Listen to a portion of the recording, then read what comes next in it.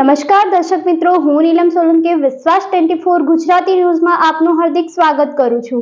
હવે નિહાળો આજના મુખ્ય સમાચાર। વડગામના જલોત્રા ગામે સરકારી વસાહત બનાવતી શ્રી શક્તિ એજન્સીનો પહેલો વરસાદમાં પુલ ખુલી। ગુજરાત રાજ્યના માનનીય મુખ્યમંત્રીના વરદ હસ્તે વડગામ તાલુકાના જલોત્રા ગામે બનાવેલ શ્રી શક્તિ એજન્સી દ્વારા પહેલા વરસાદમાં મકાનોનું ધોવાણ। ગરીબ લાભાર્થીઓ પોતાના મકાનમાંથી બહાર રહેવા મજબૂર। વડગામ તાલુકાના જલોત્રા ગામથી અંદાજે 3 કિલોમીટર દૂર ગુજરાત રાજ્યના માન્ય મુખ્યમંત્રીના વરદ હસ્તે બનાવેલ 94 મકાન પહેલા વરસાદમાં મકાનો ધોવાઈ જતા દોડધામ મચી। ગુજરાત સરકાર દ્વારા ગરીબોને રહેવા માટે પોતાના પાકા મકાનો બનાવી આપ્યા હતા। વડગામ તાલુકામાં અંદાજે 3 ઇંચ જેટલો વરસાદ પડતા જે તે એજન્સીઓ દ્વારા બનાવેલા સરકારી વસાહતના મકાનો ધોવાઈ જતા મકાનમાં રહેતા 50 પરિવારો નિરાધાર બન્યા। જ્યાં જુઓ ત્યાં ઘરમાં છત પરથી પાણી પડી રહ્યા છે, મકાનોના પાયાનું ધોવાણ થઈ ગયા છે। કોઈ મોટી દુર્ઘટના સર્જાય તો જવાબદાર કોણ? ગુજરાત સરકાર દ્વારા શ્રી શક્તિ એજન્સી ઉપર કાયદેસરની કાર્યવાહી કરવામાં આવે એવી લોક માંગ કરી રહ્યા છે। Bureau report Govind Thakor Danta. અમે હવે નવા મકાનમાં રહેવા આવ્યા તે સર આ ખાલી 2 દિવસમાં વરસાદ એટલો પડ્યો અને ઘર અમારા હતા તે ધોવરાઈ ગયા। ધાબા ઉપર પાણી ભરેલું, બધા રસોડામાં પાણી ભરેલું, તો અમારો બસ્તાર અમે આ 2 દાડાથી હેરાન થાય। સરકાર કોઈ હોભળતો નહીં।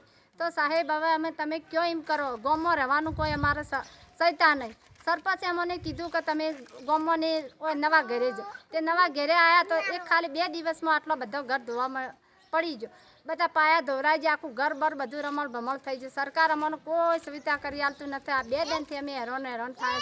તો સર તમે કહેતા હો તો અમે એમ કરીએ, બધા લોકો અમે ભેગા થઈ અને અમે એનો ઉપનયન કરીએ।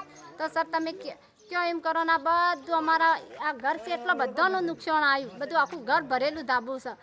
બધા જોઈને બધા જતા રહે પણ કોઈ ઘરનું કોઈ પેલું ઉપયોગ કરતો નહીં। તો મારે 1 મહિનાનું છોકરું છે અને 1 મહિનાનો આ સોડીને હું લાવ્યું ડિલિવરી ઉપર। તો સોડીએ હેરાન થાય ને અમે બધો હેરાન થાય। તો સર એનો કોઈ ઉપયોગ આ સરકારને કહો તો તમે એટલું તમે મા બાપ કહેવો તો એટલું તમે ઉપયોગ કરો કહો। અને સિમેન્ટ કોઈ કર્યો નહીં અને આ પોલ બધું કેટલો પરિવાર હતો છો?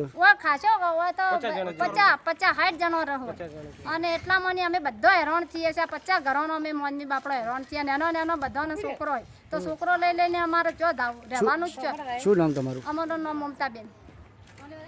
મુકામે કર્માવતમાં શક્તિ વસાહત બનાવી છે। એમાં 94 પરિવારો રહે છે। 94 પરિવારોને સરકારી સહાય અને એનજીઓની સહાય બંનેના માધ્યમથી 3.5-4 લાખ રૂપિયાની સહાયથી મકાનો બનાવવામાં આવ્યા, જે એનજીઓએ બનાવ્યા હતા।